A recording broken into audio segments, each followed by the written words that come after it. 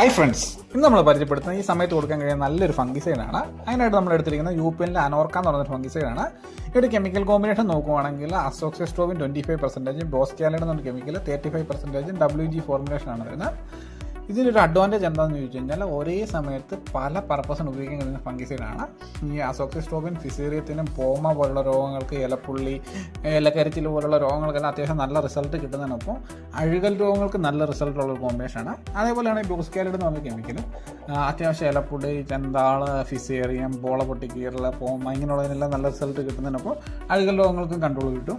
അപ്പോൾ ഇന്ന് മാർക്കറ്റിൽ ഇറങ്ങിയേക്കുന്നതിൽ ഏറ്റവും കൂടുതൽ അസോക്സിസ്ട്രോബിൻ്റെയും ബോസ്കാലൈഡിൻ്റെയും പെർസെൻറ്റേജ് ഉള്ളൊരു കോമ്പിനേഷൻ കൂടിയാണ് ഈ അനോർക്ക എന്ന് പറയുന്നത്. ഇതിൻ്റെ ഡോസേജ് എന്ന് പറയുന്നത് 200 ലിറ്ററിന് 50 തൊട്ട് 60 ഗ്രാം വരെയാണ്.